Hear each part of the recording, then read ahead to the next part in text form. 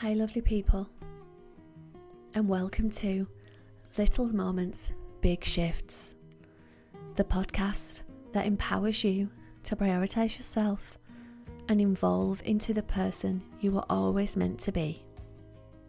I'm your host, Emma Longbottom, founder of Wellbeing with Emma. Welcome. Let's get into today's episode. So hi my lovelies, and welcome to episode 5. I can't believe we're on episode 5 already. It's whizzing, the weeks are whizzing past. So I last week, for those of you who've listened, and don't worry if you haven't, it doesn't matter, you can go back and watch it, listen to it another time. Last week I mentioned that one of the boundaries I've been setting recently is I've deleted some apps off my phone. And in addition to that, I've recently just got back from holiday. And whilst I was on holiday, I had really limited access to the internet, to everything. Like for a few days, WhatsApps didn't work. I couldn't get emails. I couldn't get on social media or anything. And I will be really honest with you, I didn't really miss it. And since I got back, I've been kind of struggling to get back into some of the stuff. And it's just made me really question the use of my phone and how I use it and why I use it, and I'm just being I'm more mindful, and I honestly don't think I spent like loads and loads and loads of time on it compared to like some people that I see. But I do feel like I was on like checking Instagram messages and checking my emails quite often, and so it's been really, really interesting just to observe me bringing it back into my life and how I've done it and why I'm doing it. And so I wanted to discuss that really, because I know it's something that I think a lot of us struggle with. And it's interesting because I'm from a time, like I didn't even have a mobile phone until I was like 21. So like for like a large part of my life, I never had one. Someone had to ring the landline if they wanted me. And it's really interesting, isn't it? And I'm sure a lot of you will resonate with this, that our whole phone is in our life. I think I got that the wrong way around, guys. Our whole life is in our phones. But we're also always accessible. And I think that that's the bit that I actually found quite expansive and quite nice about being on holiday. I mean, I was literally in the middle of the ocean on a cruise ship, but I wasn't accessible all the time. People couldn't get in touch with me whenever they wanted to and expect me to reply on their timeline.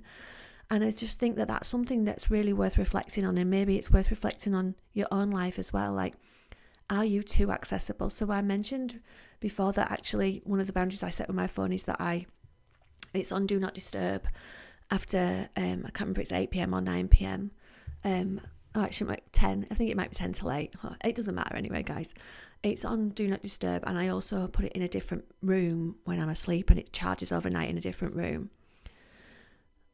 But I found as I started to bring it back in, I was having it like down in the living room with me when I was watching TV, and I'm like, I don't need my phone for this. I can just sit and watch TV, and I can crochet, and I can chat to my boyfriend without my phone. I don't need it. And I've also noticed that I've started checking things again, but I actually don't feel like it makes me feel good, like checking things all the time.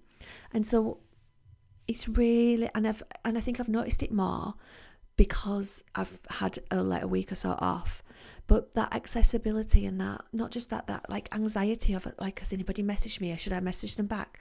But you don't need to. And actually, if you're someone who does message me, you'll know that sometimes I read a WhatsApp and I forget to reply for a week anyway, because my brain's a bit full sometimes, and I'm in perimenopause and I just genuinely forget. I don't do it because I don't want to talk to people. And so it's just something I've been reflected on, and I thought that it might resonate with you guys. So some of the things I'm thinking about doing, and I haven't implemented these yet, but this is what I'm going to be doing in the next week or so join me if you would like to, is I'm going to set specific times when I go on social media, and I'm going to stick to it. So I'm going to go on at certain periods, and I'm going to do like an hour in the morning, an hour at lunch, and an hour in the afternoon.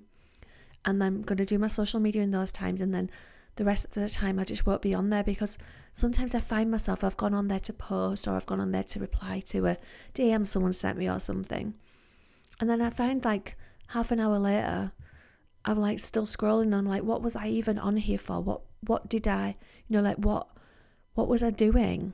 And although it is good to scroll and you kind of need to scroll to get your own content showed, I don't want to spend all my life on there. I want to be there, be present when I am. And then I want to go back to my actual life. And because I've started doing a lot more stuff in person and like networking and talking to people. And I feel like people get a lot more out of that. And like doing this, I've got a lot more feedback on doing these podcasts and chatting and doing, things that are a bit longer than I do on like social media posts. So I want to put more energy into things like this and have more time and more energy to give you to do my podcast and to do my YouTube content and things like that, rather than little bits and bobs on an Instagram and LinkedIn. So that's what I'm going to start doing from, I'm going to do it tomorrow actually, because it's just a little plan that I've set today, is doing an hour in the morning, an hour at lunchtime, and then an hour in the afternoon. And, if I've got something on there that's like I've posted something today and look, I'm getting loads of comments and stuff, I might even do 20 minutes on an evening, but I'm going to be really strict with myself about how long that is and not doom scrolling. Because although I follow loads of positive people on there and there's loads of really great stuff, it still makes me feel a bit anxious when I've been scrolling and I've just been wasting my time, because none of us have unlimited energy and unlimited time. So like, I suppose it's a question to ask yourself is, do you want to spend that unlimited time and that unlimited energy, on socials? And you might love it and you might like go loads out of it, and great, but do it consciously and do it mindfully. So that's what I'm going to do. And I'm also thinking about, and I haven't actually done this yet, about just deleting the apps sometimes and having like at least one weekend, or maybe even more than that, maybe like a long weekend a month, where I just delete the apps so I'm not tempted.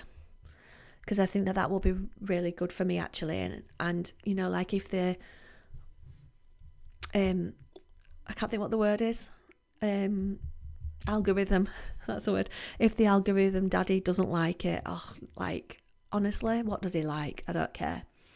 So that's what I am thinking about doing. So I'd be really interested to hear about your thoughts, because I think a lot of us are just constantly on there, but then are we actually doing anything productive with our phone? Like, I'm not telling you not to check your banking app, because that's important, or like if your kids' schools emailed you or text you or something, like these things are important, but sometimes it can get a bit overwhelming.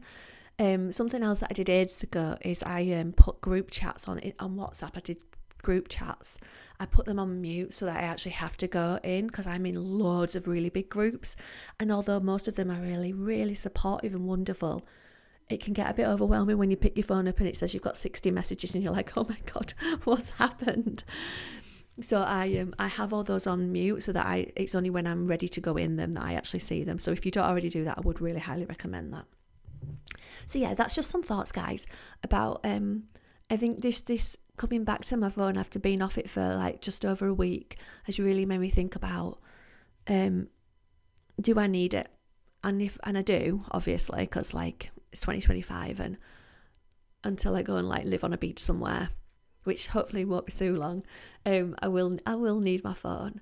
But it's made me question, how much do I want to be on there, and when do I want to use it, and how do I want to use it? And I would say I'm very mindful with most things in my life, but I think I've identified that I probably wasn't being as mindful with my phone as I am with other things in my life. So it's been a really useful exercise, and I would really, if this resonates, I would really invite you to question it the same, and maybe even look about how long are you spending on your phone.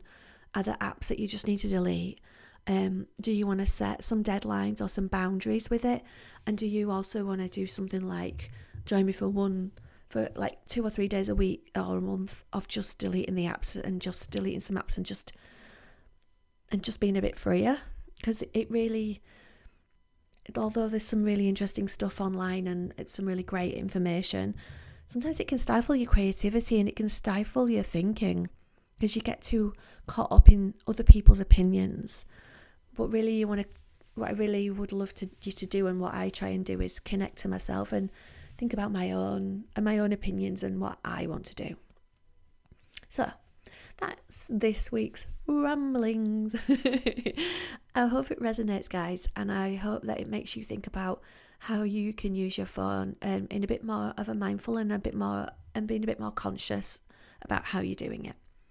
No judgment, no shame. Like, if you love being on your phone for 5 hours a day and you get a lot out of it, amazing. I love that for you. But what I've realised is that that's not what I like.